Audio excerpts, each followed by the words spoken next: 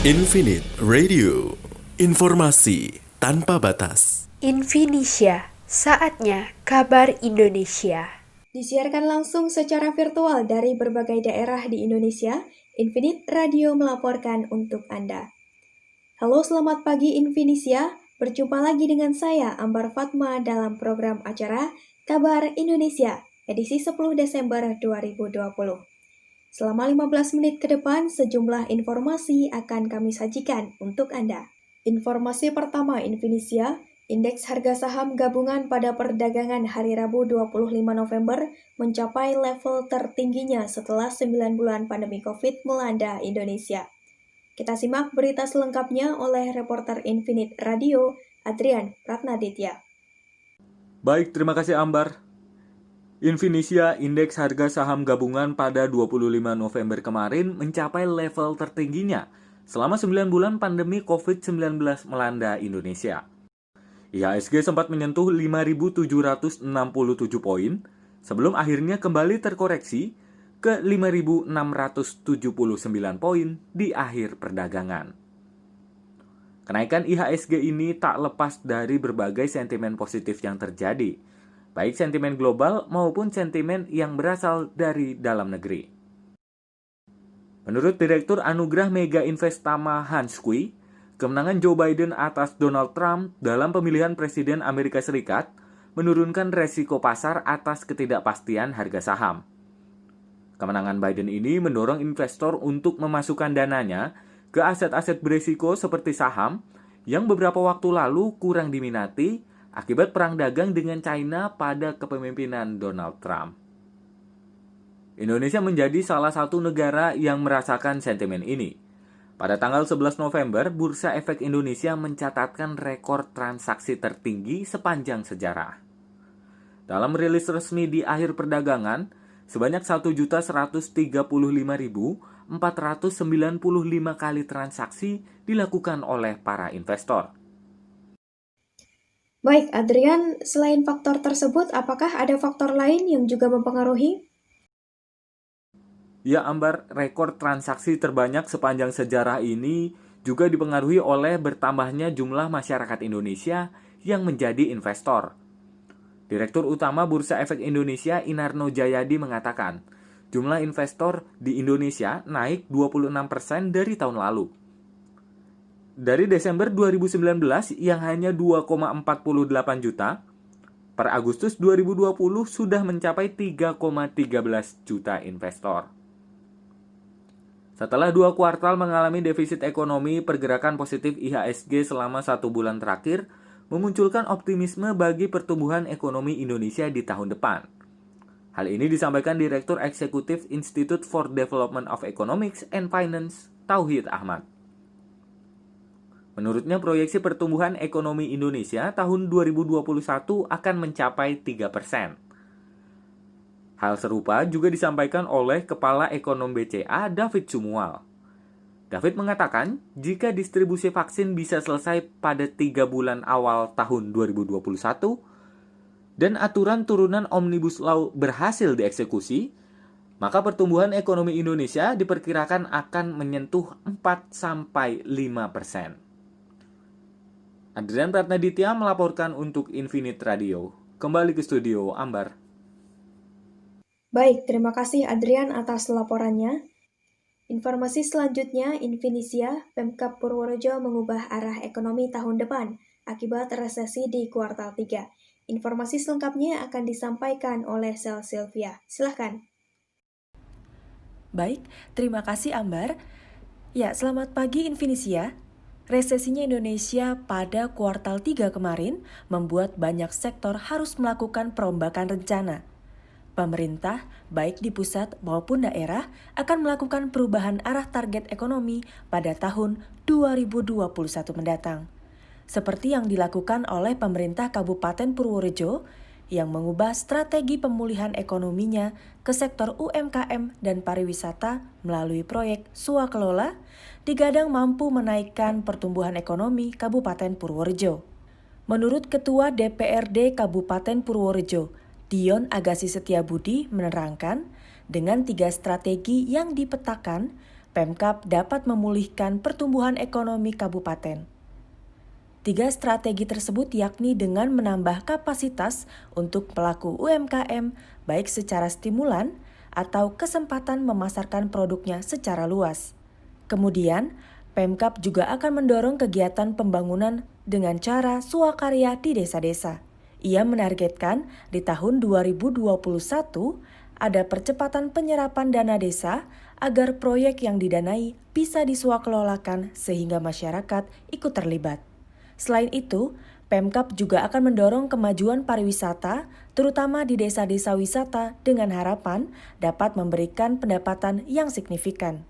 Saat ini, penyusunan RAPBD dan target pembangunan serta pertumbuhan ekonomi daerah tahun 2021 masih dalam pembahasan di tingkat Komisi DPRD Purworejo. Demikian informasi yang dapat saya sampaikan. Sel Sylvia melaporkan dari Purworejo.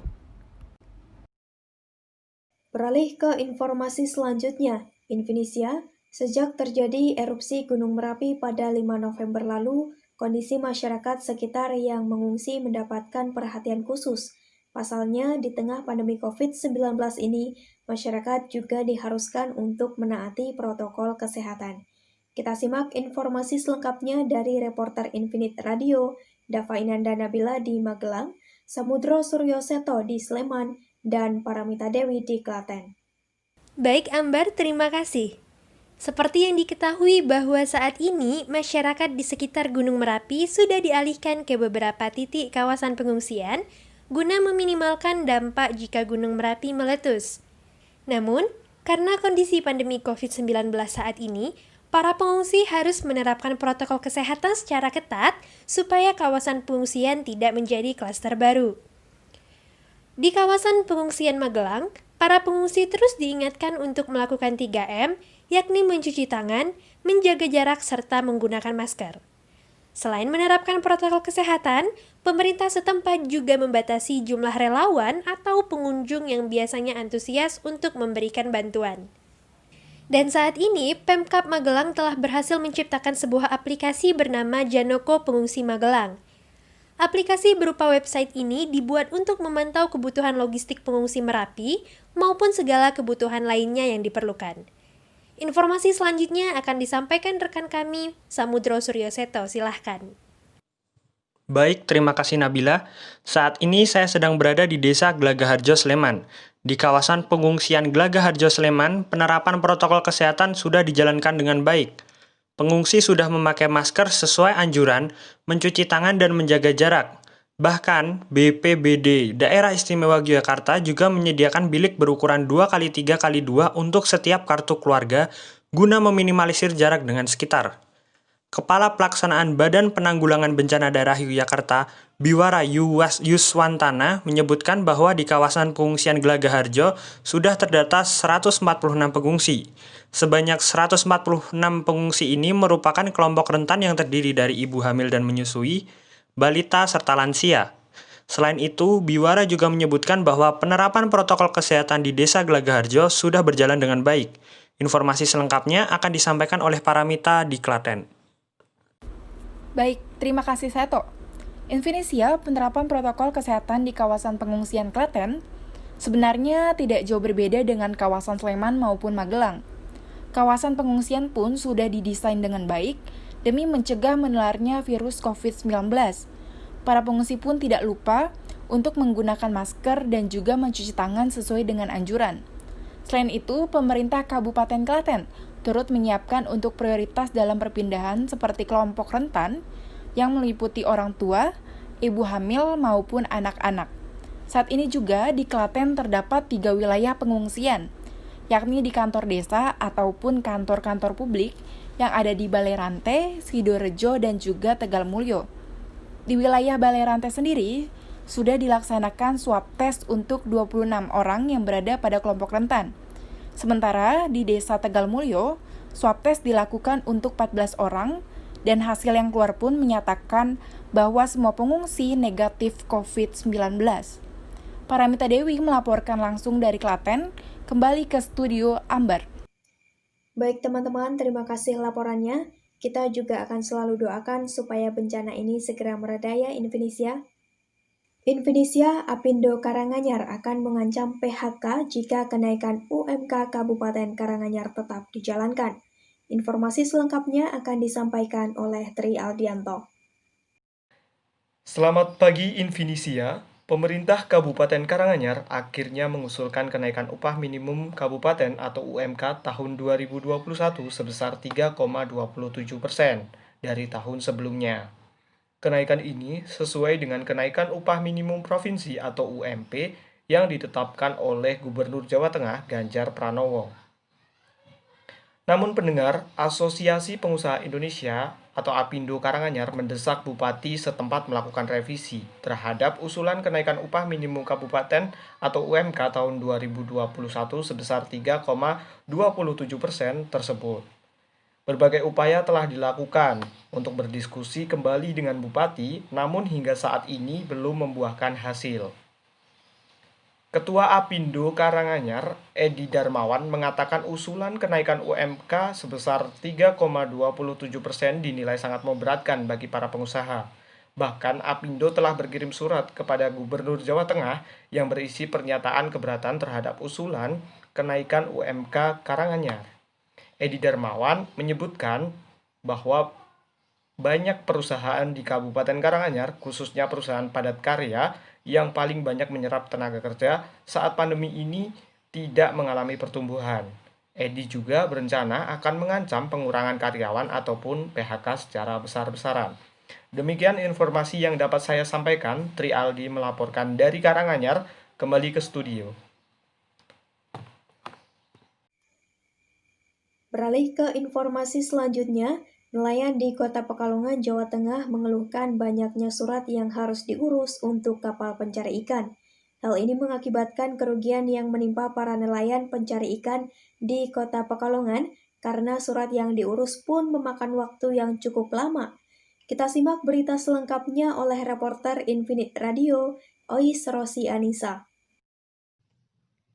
Baik, terima kasih Ambar. Infinisia, para nelayan di Kota Pekalongan mengeluhkan pendapatan mereka yang menurun. Hal ini disebabkan adanya pemberlakuan surat izin yang harus dikantongi satu unit kapal pencari ikan. Sementara untuk mengurus surat izin tersebut, diperlukan waktu kurang lebih 1 bulan sehingga cukup merugikan nelayan. Nah, biasanya dalam kurun waktu 1 bulan ini, nelayan dapat menghasilkan tangkapan sebanyak 100 kg, yaitu mulai dari kepiting, udang, ikan, dan lainnya.